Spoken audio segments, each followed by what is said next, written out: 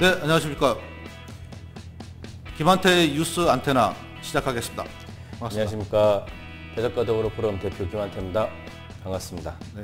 이번 주 뉴스 안테나 어디까지 올렸습니까? 이번 주 사실 지금 휴가주가 아니라 예. 이 정가가 움직임이 별로 없었습니다. 없었어요? 네. 야, 그랬는데 이제 정치도 휴가 지금 계속 휴가 다니지 않습니까? 대통령도 이제 휴가를 다녀오셨고. 대통령 휴가 가니까 나머지 민주단체도 그러니까 네. 이제 그 자유한국당입니까? 거기서는 또 이제 왜 휴가들을 가냐 이 중차대한 엄혹한 시대에. 네. 그래서 그 휴가를 가는 게 맞는지 안 가는 게 맞는지. 중차대하긴 한 겁니까? 이게 무슨 미사일이나 미국과 무슨 하여튼 국제 정세나 국내 정세가 이렇게 복잡한데 휴가를 가느냐. 말전쟁이라던데. 제 생각에는 사실은 휴가를 간다고 해서 대통령 휴가를 간다고 그래서 전화기 딱 끊고 나 아무도 연락하지 마 이거 아니지 않습니까? 예. 좀 이렇게 충전을 시키는 그런 계기가 되는 것 같아서 오히려 그게 더 낫지 않겠느냐. 예. 생각이 좀 다른 사람이 있는 것 같아요. 어쨌든 지난주에 조용하다가 8월 10일 날 그 박범계 시당위원장이면서 최고위원 그리고 이번에 더불어민주당. 네, 더불어민주당 그리고 오늘 발표 났죠. 그 적폐청산위원회. 네, 적폐청산위원회. 14명의 그 의원들로 이제 구성이 됐어요. 그중에 민주당 국회의원들 중심인 거죠? 민주당 국회의원들이죠. 네, 국회의원들. 네. 네. 그래서 14명인데 이제 알만한 사람들이 많이 들어갔습니다. 진선미 의원, 표창원 의원 네. 등등 해서 기라성 같은 의원들이 이제 상임위원회별로 그렇게 해서 이제 14명이 들어갔는데 박범계 의원께서 그 시의원들을 갑자기 소집을 하셨어요. 네. 그래서 시의원들을 모아놓고 이제 적폐청산에 대한 얘기를 쭉 하셨는데 이게 이제 약간 그 지역에서 해석이 조금 분분합니다. 네. 그러니까 시의원들을 갑자기 모아놓고 이제 적폐에 대한 견제와 감시를 하라고 하는데 이게 국가적으로 보면 이제 지금 정치 세력이 이렇게 여당과 야당으로 나눠져 있는데 사실은 더불어민주당이 여당 아닙니까? 예. 그리고 이제 그 대전시 같은 경우는 좀 계속 여당이었고 권성택 시장이 들어오면서 그럼 여기서 얘기하는 적폐는 과연 뭘까? 라는 그 의문이 이제 생기는 거죠. 야당이라면 야당 시장이 되었었지만은 이제 지금 여당 됐지만은 권성택 시장이 그렇다고 해서 권성택 시장을 적폐하라고 하진 않았을 거고 이렇게 민주당이랄까요?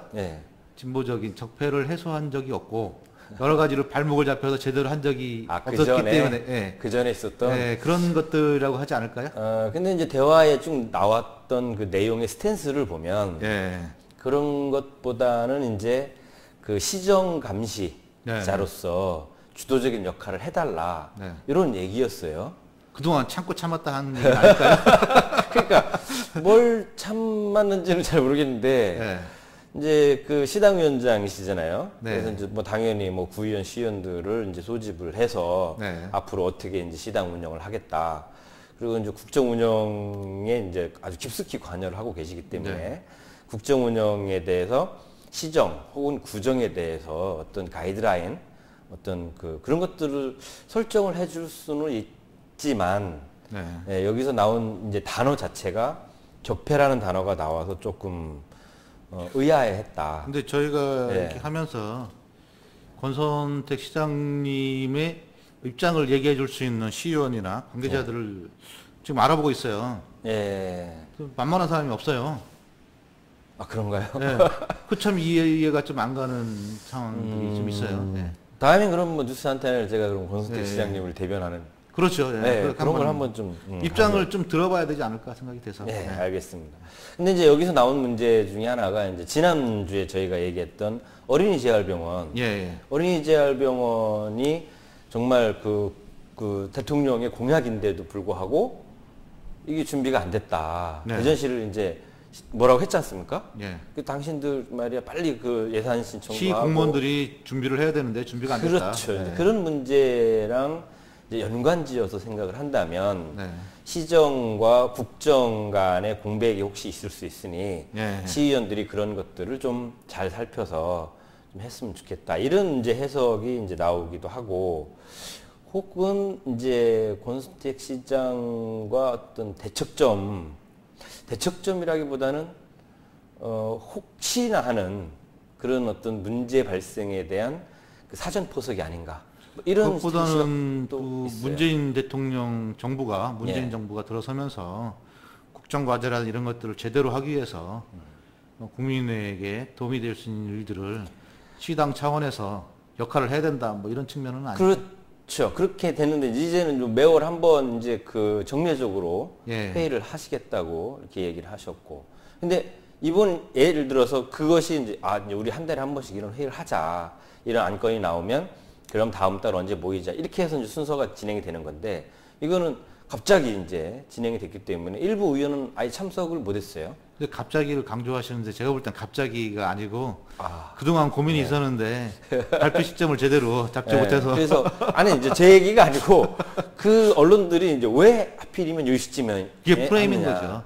언론의 프레임은 못마땅하다 이거죠. 그래서 뭐 이제 우리 김 대표님 말씀하셨듯이 문재인 정부 100일 아닙니까 이제? 100일이기 때문에 그 시점과 맞춰서 이제 지역의 어떤 그 정치 스탠스를 좀 잡아서 같이 이제 그 문재인 정권과 발맞춰 가는 그런 모습을 좀 보이겠다. 제가 볼 때는 뭐냐면은 수도권에서 어쨌든 중앙정부에서 국정기획위원회에서 일도 하셨고 여러 가지 준비하셨는데, 그런 일들이 제대로 완수되려면 지역에서도 역할들이 좀 있어야겠다. 그렇죠. 그리고 또 시당위원장이고 최고위원이기 때문에 뭐 그게 겸사겸사해서 그런 입장들을 피력한 거 아닌가, 이런 부분들로 저는 받아들여지거든요. 저도 충분히 그렇게 받아들이는데 이제 그 지역의 언론들이 이제 이렇게 저렇게 해석하는 과정에 그런가 봐요. 그런 것도 있고, 뭐 이제 그 예전에 그 정치인은 그렇지 않습니까? 이제 보스 한 명, 예를 들어서 뭐 김대중, 뭐 김영삼, 뭐 김종필, 뭐 이렇게 큰 정치인들이 이제 그런 어떤 보수 정치를 좀 하지 않았습니까? 그 적폐 언론인들이 대전에 대거 진출했죠. 그 KBS와 MBC에 이름은 겸하여 그러지만 그런 분들이 프레임을 짜고 있는 건 아닌지는 모르겠네요. 그래서 이제 여러 가지 지금 뭐 그 권선택 시장과의 관계, 뭐 아니면 이제 그 본인 스스로의 어떤 의상, 뭐 이런 것들에 대한 얘기가 나오는데, 어쨌든 그 박범계 의원님이 최근에 이제 뭐 최고위원회라든지 적폐청산위원회라든지 뭐 이런 활동을 하시면서 그 대전에서 중심을 이렇게 세울 수 있는 그런 뭐 정치인으로 확실하게 자리매김을 했다, 이런 평가는 뭐 분명한 것 같아요. 제가 최근에 느끼는 거는 우리 지역의 정치인이 한마디 했을 때 전국에 기사화되는 예가 별로 없었는데 지금 한 명 생긴 것 같아요. 그렇죠. 그 안희정 지사도 있고 한 2명 되겠네요. 2분이 되신데. 이제 뭐 언론에서 이제 이 내용을 쭉 냈더니 댓글이 아주 뭐 다양하게 나왔어요. 한 2개만 이제 소개를 해드리면, 이제 이쪽은 반대쪽이겠죠. 탄방동 밤안개라는 그 아이디를 쓰시는 분인데. 밤안개. 거만함이 하늘을 찌르는구나, 이렇게 일침을 가했습니다. 그리고 이제 점심밥이라고 이제 아이디를 쓰시는 분은 점심밥. 이제 박범계 의원님 한 믿어봅시다, 이렇게 훈밥 드신 분 아닐까? 힘을 좀 실어주는 그런 모습이었습니다. 어쨌든 이제 그런 내용이었고요. 그리고 얼마 전 이제 그 우리 박수현 제 개인적으로 친구입니다. 훌륭하신 친구를 드렸네요. 또 자랑을 해야죠. 우리 저 고등학교 동기인데 아주 열심히 요즘 이제 청와대에서 대변인 역할을 하는데, 이제 국가 정책 중에 하나를 이제 그 지역의 이제 동사무소라고 우리가 흔히 얘기했던 지금 주민센터가 됐죠. 주민센터를 이제 지금은 복지허브. 근데 너무 말이 어려워요. 사실은 좀 어렵긴 한데, 어쨌든 그런 그 좀 다른 주민을 위한 주민의 공간, 주민에 의한 공간을 좀 만들겠다, 이렇게 해서 발표를 했는데, 제가 이 뉴스를 가지고 나온 이유는 제가 이제 그 구청에서 비서실장으로 근무를 했던 경험이 있었기 때문에, 거기서 보면 위에서는 끊임없이 뭔가 그 정책들이 내려와요. 네. 근데 이 정책들이 현장에서 이루어지는 게 굉장히 속도가 느립니다. 네. 예를 들어서 자, 복지 정책을 확대를 시켜라. 예. 그래서 이제 뭐 찾아가는 복지, 맞춤형 복지, 뭐 여러 가지 그 미션들이 내려오는데 실제 동에서는 그것을 그 액션으로 하기에는 직원이 너무 없어요. 네. 그러니까 지금 있는 보통 한 10명 정도, 10명에서 좀 넘는 데가 있고, 이제 작은 동은 좀 한두 명 빠지는 데가 있는데, 10명 정도의 이제 뭐 지금 그 인원이 없으니까 뭐 복지통장이라든지 뭐 여러 사람들을 이제 지원을 해서 하는데, 실제로 국가의 그 정책을 풀어내기에는 정말 인원이 턱도 없이 부족하다. 네. 또 하나는, 예를 들어서 지금 여기서 얘기한 게 이제 뭐 여러 가지 있어요. 그래서 뭐 지방분권을 준비하기 위해서 지방에 이제 그 모든 권력을 나눠주자. 네. 그러면 이제 시구에다 나눠주고 시구는 다시 가장 일선, 그러니까 그 동사무소죠. 예, 예. 주민센터에 권력을 나눠주자. 네. 근데 그 권력 중에 하나가 뭐냐면 예를 들어서 그 예산 편성권도 네. 주자는 거죠. 네. 그래서 예산을 편성을 너희들이 좀 한번 해봐라. 국민들한테 이제 국민들 여러분들이 예산을 편성해서 오면 그걸 거꾸로 예산을 그 편성에 올려서 그걸 이제 집행을 하겠다. 그런데 이렇게 하다 보니까 그러면 중간에 있는 구의원들은 뭘 하느냐는 거죠. 네. 원래는 구의원이 그게 이제 대의민주주의에서는 이제 구의원이 그 역할을 하게 돼 있는데 구의원이 안 하잖아요, 그런 일들. 안 하나요? 안 하잖아요. 안 하니까 뭐 언제까지 뭐 지금 우리 지방자치가 된 지가 구의원이 만들어진 지가 몇 년이 됐는데 네, 20년이 안 하고 넘었죠. 있으니까 뭐 계속 안 할 거 아니에요. 그래서 뭐 일부 이제 그 기초의원들에 대한 그 무용론이라든지 이런 게 나오긴 합니다만 어쨌든 지방분권, 지방자치가 제대로 서기 위해서는 사실 구의원, 시의원 역할이 굉장히 중요합니다. 네. 중요한데 이 권력을 국민한테 넘겨준다는 것도 난 찬성을 해요. 네. 그런데 지금 주민들이 그러한 훈련이 제대로 안 돼 있다는 게 되게 큰 문제입니다.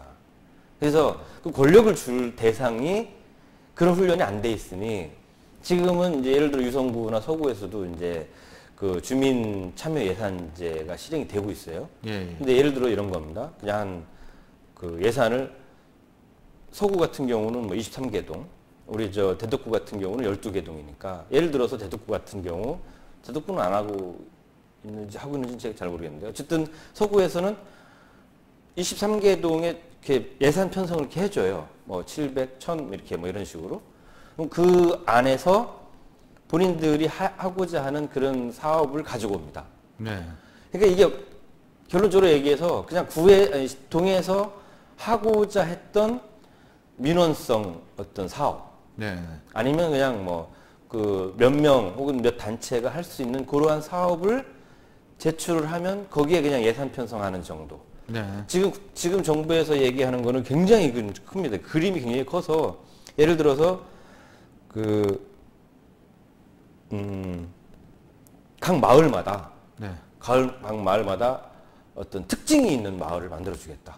네. 여기는 교육 마을, 여기는 무슨 어린이 안전 마을, 이런 어떤 그 테마를 딱 잡아서 이 마을만의 특징을 좀 이렇게 살려서 하나의 어떤 그 특화된 마을을 만들겠다는 건데, 물론 굉장히 이상적이죠, 이게. 이상적인데, 그래서 제가 어제도 이제 여러 시민단체랑도 얘기를 해보고 이 문제에 대해서 얘기를 해봤는데, 그분들이 하시는 얘기는 이거예요. 그러니까, 그렇게 하는 자체는 찬성이지만, 그렇게 할 수 있는 기반부터 먼저 만들어야 된다. 그러려면 이제 소위 얘기하는 이제 마을 활동가라고 좀 많이 지칭을 하는데, 그런 마을에서 활동할 수 있는 주도적인 혹은 리더십을 가진 사람들을 많이 키워내는 그런 훈련도 하고 그런 지원하는 센터라든지 이런 것도 좀 있어야 된다. 제가 경험한 거는 이렇더라고요. 네. 그걸 하는 거는 좋은데 저는 훈련되는 과정들은 필요 없다고 생각해요. 그냥 돈을 주면 돼요. 권한을 주면은 그 즉시부터 일을 하는 거지. 근데 예산이 이런 것 같아요.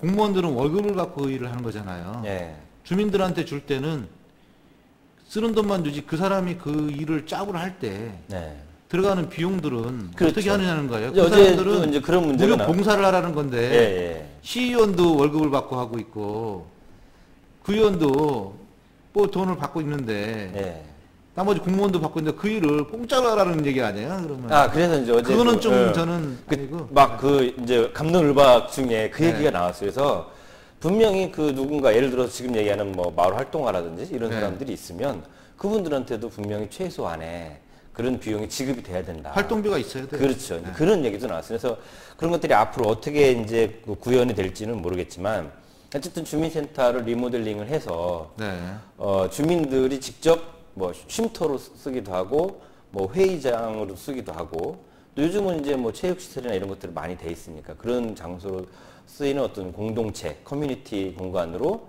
활용을 하되 이제는 주민들이 모여서 지역 수건 사업이라든지 이런 것들을 직접 논의하고 예산을 좀 올리는 그런 것들도 이제 만들겠다. 근데 또 한 가지 저는 걱정은 뭐냐면은 과거에 노무현 대통령이 검사와에 대해서 할 때 많은 얘기를 했잖아요.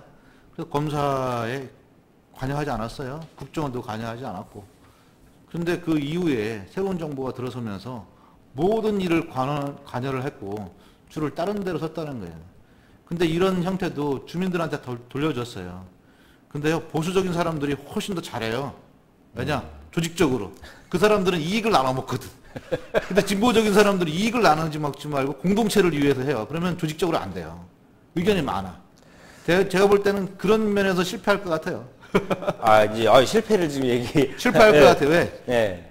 그 힘들의 권력들이 이동이 그렇게 이루어지지 않는다는 거예요. 준 사람들이 하지 않고 예산을 딴 데 쓰면 어떡할 거야? 감시해야 되고 견제되지 않을 거라고. 어쨌든 저는 지금 우려되는 부분은 이게 정권이 지금 이제 그 중에 하나가 이제 정권이 바뀔 때마다 동사무소에서 주민센터에서 뭐 복지여부 뭐 이런 식으로 계속 말이 바뀌니까 여기 이제 그 거점 지역으로 활용하겠다는 건 좀 좋은데 이게 이제 주민들이 헷갈리는 거예요. 이게 뭐 주민센터로 가자 뭐 이런 것도 있는데 주민센터냐 동사무소냐 뭐 이런 이제 명칭에 관한 그런 문제도 이제 헷갈리는데 어쨌든 좋은 아이디어다. 다만 이 준비를 굉장히 좀 잘 해서 정말 주민들이 주인이 되는 그런 어떤 대한민국이 됐으면 좋겠다. 뭐 이런 겁니다. 아유, 좋습니다. 이 주민들이 적극 참여가 필요할 것 같습니다. 그러면. 발 벗고 나가서. 네. 빠바밤! 오늘의 키워드는 소녀상입니다. 소녀상. 오늘 8월 14일이죠. 네, 8월 14일. 1991년 8월 14일. 그날이 역사적으로 굉장히 대단한 날입니다. 정말 용기 있는 한 분이 기자회견을 열었죠. 기자회견을 열어서 생존 위안부가 실제로 있었고 그것이 일본군의 만행, 일본에서 그 사람들을 우리 대한민국 사람들 여자분들 강제로 끌고 가서 이런 일을 시켰다. 다 알고 있었는데 그렇죠. 당사자가 발표한 게 생존자가 발표한 게 그날이 처음이죠. 당사자가. 그래서 피해 당사자가. 그분이 이제 김학순 할머님이신데 그래서 이제 그 발표가 난 다음에 이제 그날 8월 14일이 이제 세계 위안부의 날 이렇게 이제 정해져서 지금까지 지켜지고 있고 또 최근에는 이제 지금 뭐 화면에 나오는지 모르겠지만 1991년 8월 14일 그 역사를 바꾼 그날의 용기를 잊지 않겠습니다. 그래서 페이스북에 지금 릴레이가 시작이 됐어요. 우리 김 대표님도 저도 사인하셨습니다. 받아가지고 이제 썼는데 글씨가 아주 멋지죠? 안 멋집니까? 성공합니다. 예. 그래서 저보다는 잘 드시네요. 그 이후에 이제 많은 생존자분들이 나와서 위안부에 대한 생생한 증언을 하고 일본군의 그 만행을 역사 앞에 다 드러냈죠. 그래서 이제 세계적으로 이제 그걸 알리고 하는 과정이고 그러면서 이제 소녀상이 드디어 이제 나오기 시작하고 설립됐죠. 계속 이제 소녀상이 설치가 된 거죠. 설립이 아니라 설치가 되고 있고. 몇 개까지 하는 거죠, 지금? 이제 계속 설치가 되고 있고, 네. 제일 먼저 생긴 거는 이제 그 일본, 어디죠? 대사관 앞에? 네, 대사관 앞에. 네. 일본 하니까 그냥 갑자기 생각이 딱 막히네. 예, 일본 대사관, 주한 일본 이제 대사관 앞에 이제 세워졌는데. 수요 집회인가요? 수요 집회? 예. 수요 집회도 지금 계속 이제 하고 있고요. 그래서 지금 1200회가 넘어서 거의 1300회 가까이 지금 되고 있는데, 이제 페이스북에서 지금 이렇게 릴레이를 하는 거는 239명의 할머니와 239개의 작은 소녀상을 이렇게 건립을 하겠다. 239명에 대해서 그렇죠. 239명, 그렇죠. 239명의 할머니들이 손을 잡고 그 다음에 소녀상을 이렇게 있는 작은 소녀상을 만들겠다 이런 목표인데, 어쨌든 뭐 온 국민이 이렇게 뜨거운 관심을 갖고 있기 때문에 저는 뭐 금명간 이루어질 거라고 생각이 듭니다. 우리가 이제 8월 14일 내일이 8월 15일인데 정말 잊지 말아야 될 그런 사건이다 해서 오늘 키워드로 소녀상 가져왔습니다. 키워드 소녀상. 네. 좋습니다. 네, 오늘 김한태 대표님의 뉴스 안테나 소녀상으로 키워드를 마무리하도록 하겠습니다. 앞으로 우리가 계속 기억해야 되고 앞으로 만행에 대해서 확실하게 알리고 전파하고 잊지 않는 것, 이것들이 우리 자신을 지켜나가는 길이라고 생각합니다. 오늘 소녀상 이것으로 마치겠습니다. 감사합니다. 네, 고맙습니다.